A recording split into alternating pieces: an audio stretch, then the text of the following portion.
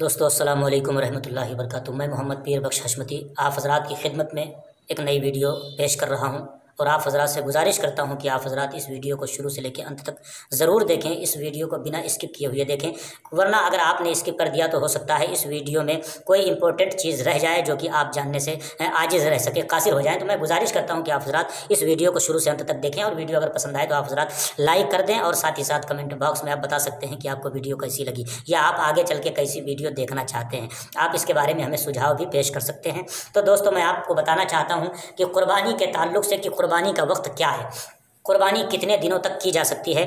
आपने इससे पहले की वीडियो में सुन लिया कि कुर्बानी किसके ऊपर करना ज़रूरी होता है और उस करने वाले को सवाब खुदा की बारगाह से क्या मिलता है, ये आप हज़रात ने जान लिया। तो मैं आपको बताना चाहता हूँ कि कुर्बानी का वक्त क्या है। तो याद रखें 10वीं ज़िलहिज्जा की सुबह सादिक से लेकर के 12वीं ज़िलहिज्जा के गुरूब आफ्ताब तक कुर्बानी के अय्याम माने गए हैं, यानी 3 दिन 10वीं ज़िलहिज्जा के सुबह सादिक से लेकर के 12वीं तारीख के गुरूब आफ्ताब तक मतलब कुर्बानी की जा सकती है। मतलब 10 तारीख ज़िलहिज्जा की 11 तारीख और 12 तारीख, इन 3 तारीखों में जो है कुर्बानी की जा सकती है। याद रखें 12 के बाद कुर्बानी नहीं हो सकती, ऐसे ही 10वीं से पहले भी कुर्बानी नहीं हो सकती है। लिहाजा याद रखें 3 दिन कुर्बानी कर सकते हैं, मगर इन 3 दिन में सबसे पहला दिन यानी 10वीं ज़िलहिज्जा के दिन कुर्बानी करना ये ज़्यादा अफजल है, बहुत ज़्यादा सवाब है। उसके बाद 11 को सवाब है, उसके बाद 12 को कुर्बानी करने में सवाब है। मतलब यह कि सबसे ज़्यादा सवाब 10वीं ज़िलहिज्जा को कुर्बानी करने में है। याद रखें कि शहर में कुर्बानी अगर की जाए, कुर्बानी अगर शहर में की जाए तो उसके लिए शर्त यह है कि नमाज ईद के बाद हो, नमाज ईद के बाद ही कुर्बानी हो सकती है।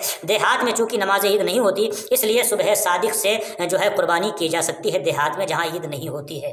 कुर्बानी के वक्त में कुर्बानी ही करनी लाजिम है। इतनी कीमत का जानवर सदका करने से कुर्बानी अदा नहीं होगी। मतलब कुर्बानी के अय्याम में मालिक निसाब के ऊपर, मालदार इंसान के ऊपर कुर्बानी करना ही ज़रूरी है। लिहाजा अल्लाह रब्बुल इज़्ज़त ने अगर हमें दौलत दिया है तो हमें अल्लाह रब्बुल इज़्ज़त की रज़ा के लिए ज़िलहिज्जा के महीने में 10वीं 11वीं 12वीं तारीख को कुर्बानी ज़रूर करनी चाहिए। कुर्बानी के दिन गुजर जाने के बाद कुर्बानी फौत हो गई, अब नहीं की जा सकती। लिहाजा अगर कोई जानवर हमने कुर्बानी के नियत से ख़रीद रखा था, पाल रखा था, तो ऐसे जानवर के लिए हुक्म यह है कि इस जानवर को सदका कर दे, यानी इस जानवर को गरीब को सदका कर दे। और अगर बेच दे तो ऐसी सूरत में उस जानवर की जो कीमत होती है उस जानवर की सारी कीमत गरीबों में सदका कर देना ज़रूरी होता है। तो दोस्तों आप ये भी जान लें कि कुर्बानी आखिरकार जो है जब कुर्बानी की शर्तें पाई जाएं जिनका जिक्र अभी बयान हो चुका, तो एक बकरी या भेड़ का ज़बह करना या ऊँट गाय भैंस का 7वां हिस्सा जो है करना ज़रूरी है। यानी याद रखें अगर जानवर छोटा है तो छोटे जानवर में सिर्फ एक इंसान ही कुर्बानी में शामिल हो सकता है, एक ही इंसान की तरफ से छोटे जानवर की कुर्बानी हो सकती है। और अगर बड़ा जानवर है तो ऐसी सूरत में बड़े जानवर में 7 इंसान शरीक हो सकते हैं, 7 मुसलमान शामिल होकर के एक साथ जो है एक जानवर में कुर्बानी कर सकते हैं। तो याद रखें कि कुर्बानी का जानवर, जैसे कि आप जानते हैं कि कुर्बानी किन बड़े जानवर की कुर्बानी हो सकती है और छोटे जानवर की भी कुर्बानी हो सकती है। लिहाजा अगर बड़ा जानवर है तो बड़े जानवर के लिए हुक्म यह है। एक चीज़ ये भी आप सुन लें कि इसमें नर और मादा का कोई पाबंदी नहीं है। जिस तरह से कुर्बानी नर की होती है इसी तरीके से मादा यानी बकरी की ज़ात में भी कुर्बानी हो सकती है। तो याद रखें खसी और गैर खसी इसकी भी कोई फ़र्क नहीं है, खसी में भी कुर्बानी हो सकता है और गैर खसी जो बकरा होता है उसमें भी कुर्बानी हो सकता है। लिहाजा याद रखें ऊँट गाय भैंस बकरी वगैरह भेड़ नर मादा खसी और गैर खसी सबकी कुर्बानी हो सकती है। वैसे जानवर जैसे हिरन नील गाय बारहसिंगा वगैरह की कुर्बानी नहीं हो सकती है। जो जंगली जानवर होते हैं उनकी कुर्बानी नहीं हो सकती है। दुम्बा भेड़ ही में दाखिल है। और ऊँट जो है ऊँट 5 साल का होना चाहिए। याद रखें कि अगर ऊँट की कुर्बानी हो तो उसके लिए शर्त यह है कि ऊँट 5 साल का होना चाहिए, यानी अगर 5 साल में एक दिन भी कम है तो ऐसी सूरत में उस ऊँट की कुर्बानी नहीं हो सकती। ऐसे बड़ा जानवर जो है उस बड़े जानवर की उम्र होनी चाहिए कम से कम 2 साल, यानी 2 साल से एक दिन भी कम नहीं होनी चाहिए। और भेड़ और बकरी की उम्र होनी चाहिए कम से कम 1 साल। 1 साल से अगर एक दिन भी कम है तो कुर्बानी नहीं होगी। हाँ जो है बकरा अगर 1.5 साल 2 साल जितने का भी हो उसकी कुर्बानी हो जाएगी, मगर उस जानवर में बकरे में 2 लोग शामिल नहीं हो सकते, बल्कि बकरे में सिर्फ एक ही इंसान की तरफ से कुर्बानी हो सकती है।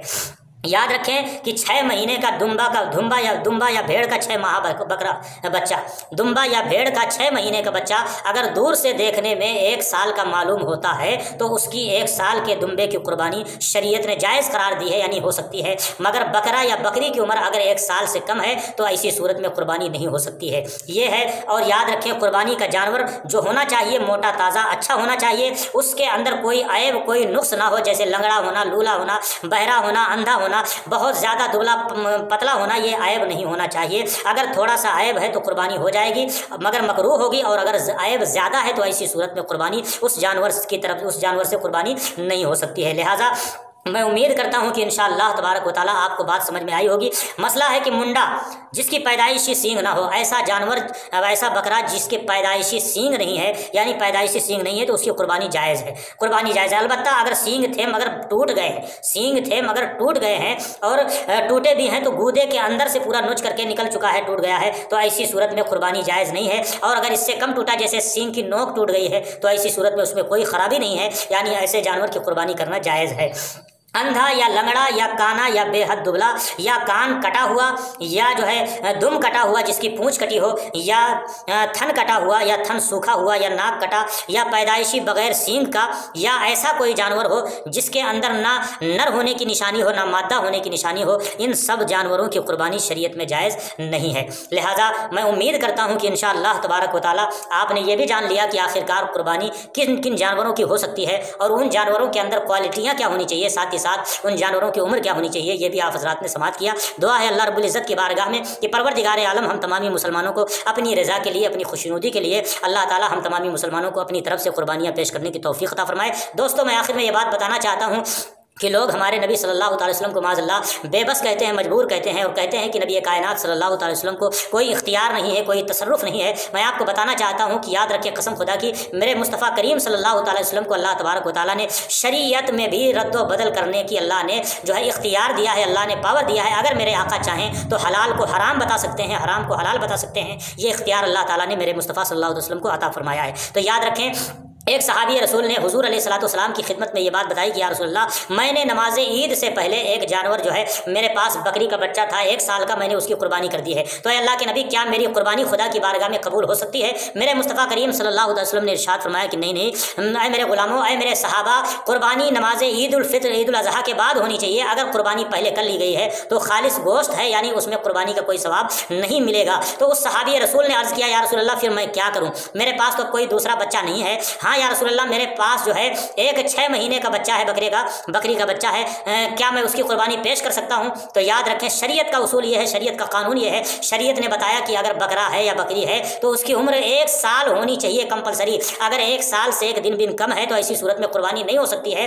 تو جب صحابی رسول نے میرے آقا کی بارگاہ میں عرض کیا یا رسول اللہ میں کیا کروں, میرے پاس صرف ایک ہی جانور ہے جس کی عمر 6 مہینہ ہے, اے اللہ کے نبی کیا میں اس کی قربانی پیش کر سکتا ہوں؟ کیا میری قربانی خدا کی بارگاہ میں قبول ہو سکتی ہے؟ حالانکہ شریعت کا قانون یہ تھا کہ بکرا کی عمر 1 سال سے کم ہوگی تو قربانی نہیں ہوگی. مگر میرے مصطفیٰ کریم سے جب صحابی رسول نے عرض کیا, میرے آقا نے ارشاد فرمایا, اے میرے غلام جا, میں تجھے یہ حکم دیتا ہوں کہ تو اپنے 6 مہینے کے بکری کے بچے کی قربانی کر لے, اللہ تبارک و تعالیٰ تیرے اس جو ہے قربانی کو ضرور قبول فرما لے گا. معلوم یہ ہو گیا کہ الحمدللہ سبحان اللہ, اللہ تبارک و تعالیٰ نے میرے مصطفیٰ کریم کو شریعت میں بھی تصرف کی اختیار دی ہے. میرے مصطفیٰ نے اپنے صحابی کے لیے, جس صحابی کے لیے اجازت دیا ہے, صرف اس صحابی کے لیے 6 مہینے کے بکری کی قربانی جائز ہوئی. باقی دنیا میں کوئی بڑا سے بڑا ولی بھی یا کوئی صحابی بھی اگر 1 سال سے کم عمر کے بچے کی قربانی کر دے تو یاد رکھیں اس کی قربانی خدا کی بارگاہ میں قابل قبول نہیں ہو سکتی ہے. تو معلوم بھی ہمیں ہو گیا کہ الحمدللہ اللہ نے ہمارے نبی کو مجبور نہیں بنایا, بلکہ میرے آقا صلی اللہ علیہ وسلم کو اللہ تبارک و تعالیٰ نے مالک و مختار بنایا. اللہ تعالیٰ اپنے محبوب کی محبت میں ہم سب کو جلائے,